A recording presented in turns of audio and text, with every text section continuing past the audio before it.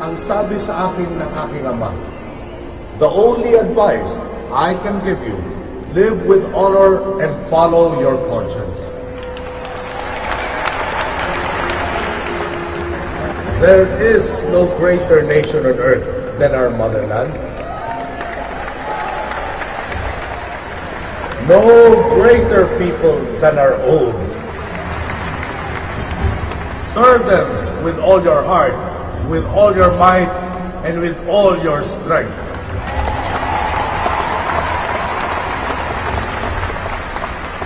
Son, the ball is now in your hands.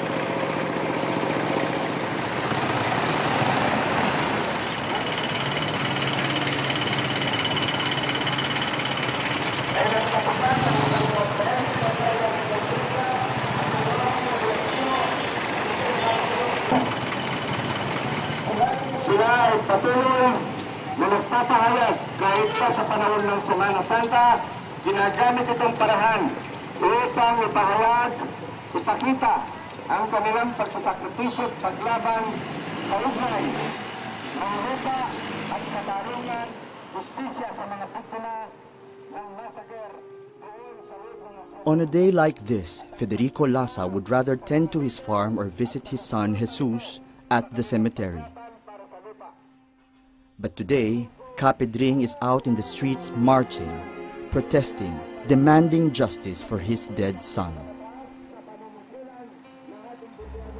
Jesus was one of those who died during the violent dispersal by the police and military of a strike in Hacienda Luisita on November 16, 2004. The father could still remember the last words of the son. Itay, huwag kang bibitiw, tuloy ang laban hanggang sa makamit natin ang tunay na tagumpay.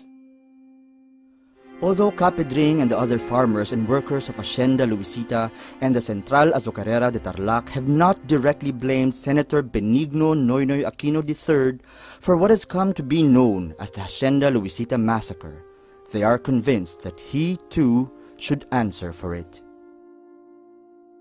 Itong lugar na ito, itong hacienda, private yan, ano? Kung hindi nila pinayagan na pumasok yung mga sundalo dito, hindi magkakaroon ng massacre. Silang may-ari, silang may otoridad na huwag papasukin kung ayaw nila. Kanila yan eh, private yan eh, private property yan eh. Pinapasok 10 truck na sundalo, 2 APC, mga 2 bomberong ano.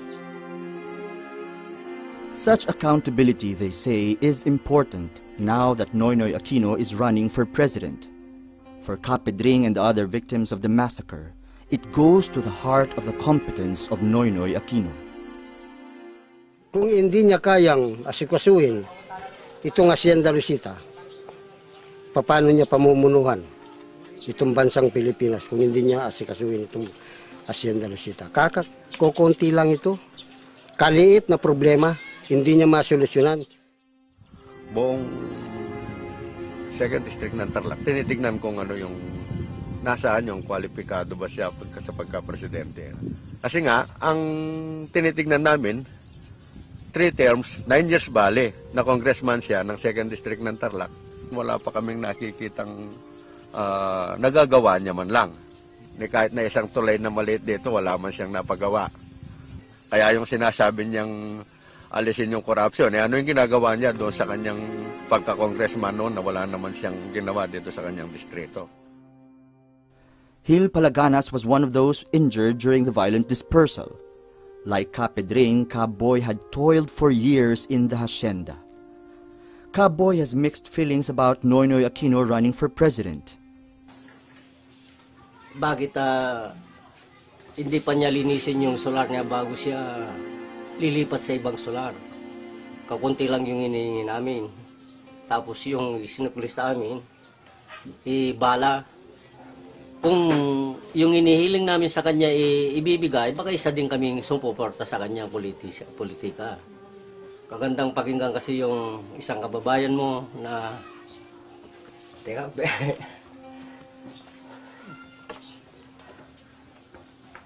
sandali, hindi natin makakayanan dahil naalala natin yung mga kasama natin kasi mga nagbis ng buhay.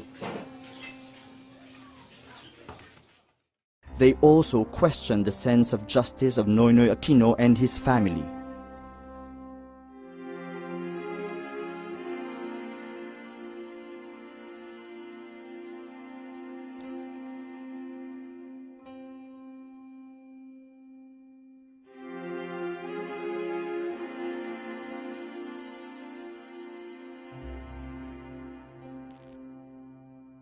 Para sa amin, isang pangloloko, panlilinglang, at pagtalikod sa kanilang responsibilidad at ang bottom line ng mga sinasabi ni Noynoy na nagko-contradict ay ipagkait ang libu-libong lupain sa mga agricultural workers, sa mga pamilyang nagsasaka at naninirahan sa loob.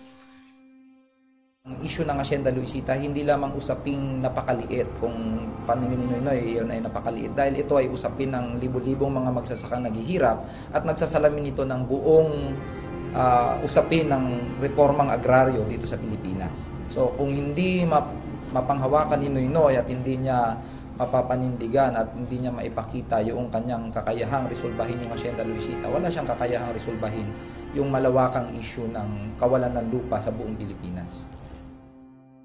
Noynoy Aquino has been riding on the legacy of his parents to boost his political ambition. Sa ngalan ng aking mga magulang at sa gabay ng Diyos, gagawin ko ang lahat ng aking makakaya na pagsilbihan ang mahal nating inambayan. His father, Ninoy Aquino, played a key role in the Cojuangco's acquisition of Hacienda Luisita from the Spaniards who owned it. But even he, the wonder boy of Philippine politics at the time, failed to convince his in-laws to give the land to farmers and tenants as required by the loan agreements between the Cojuangcos and their creditors. First, the Cojuangcos tried to go around the provision of the loan agreement, the one that says the land should be given to tenants by 1967, by claiming there were never any farmers or tenants on the hacienda. We keep saying farmer beneficiaries because they were workers. There were never any tenants ever since we got there. Of course, I wasn't around when they signed that agreement.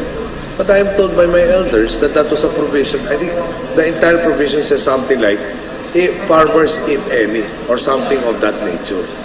But you go back, that was established in 1928 by Tabacalera. We got there in 1958. So from 1928 to 58, it had already been a corporate farm. So who is the farmer that was being referred to? Yung definition kasi ng tenant, kung marapatin una mayroong lupa, may may-ari ng lupa, may nagsasaka, mayroong agreement on the sharing ng ani o pagbabayad doon ng share sa may-ari ng lupa ng mga manggagawa. So, by that definition, makakwalify ngayon yung mga manggagawang bukid sa Hacienda Luisita as tenant. Kasi na-comply nila yung requisitos kung sino yung tenant. And that issue was already brought up by the Cojuangcos in the case that was filed by the government of the Republic of the Philippines, then under President Ferdinand Marcos, sa RTC na Manila. It was proven by the RTC of Manila na mayroong tenant. Kaya nga nag-order yung RTC of Manila at that time na ipamahagi na yung lupa sa mga manggagawang bukid dyan to comply with the condition of the loan. But unfortunately, dumating yung EDSA Revolution, and after the EDSA Revolution, naluklok si Cory Aquino bilang presidente, nangakong una niyang ipapamahagi sa mga sa mga magsasaka yung Hacienda Luisita. And the Office of the Solicitor General then, headed by Solicitor General Frank Chavez, siyang mismo nag-file ng motion sa Court of Appeals para i-withdraw ang kaso na isinampa ng gobyerno natin laban sa mga Cojuangco. So the issue of whether there were tenants sa Hacienda Luisita has already been resolved by the court. Noynoy's mother, the late President Corazon Aquino, even went so far as to water down and thus render ineffective the agrarian reform law that she later signed. It was her that allowed the insertion in the law of a provision on the so-called stock distribution option. Under the SDO, the farmers did not have to be given actual land. They were given shares of stocks. Dito sa stock distribution option at sa other forms of modes of distribution, yung control pa rin nasa may-ari ng lupa. Lalo na sa korporasyon. Sa korporasyon kasi may mga board of directors yan. So ang board of directors ng corporation yung nagdidikta kung anong gagawin mo sa lupa. So yun yung pinili ng mga Cojuangco under Cory at that time. At yun yung in-implement sa Hacienda Luisita. Kaya panlilin lang yung sinasabi ng mga Cojuangco na co-owner yung mga manggagawang bukid sa lupa. At sila ay may share doon sa 33% at yung shares of stock ay binibigay na libre. Panlilin lang yon. So ang pinag-ugatan talaga dyan ng issue sa Hacienda Luisita at ng massacre, yung stock distribution option, hindi pa yung dahil nag-strike.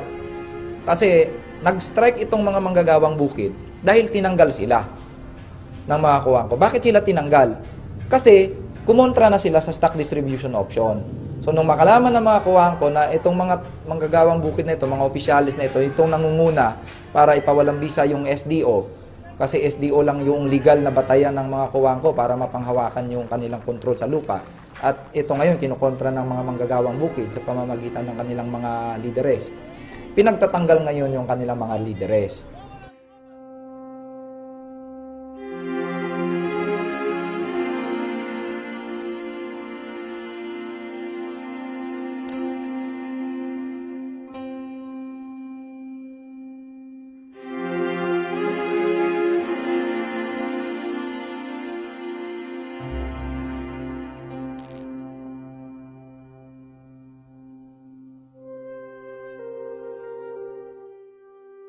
First, when we filed the petition for the revocation ng stock distribution option sa DAR, that was year 2003, nag-file sila ng opposition. Then, series of dialogues went on at ayaw nila talagang ipamahagi yung lupa sa Hacienda Luisita. They are arguing na kukunti lang daw yung mga magsasaka na gustong i-revoke yung stock distribution option. But we proved them wrong.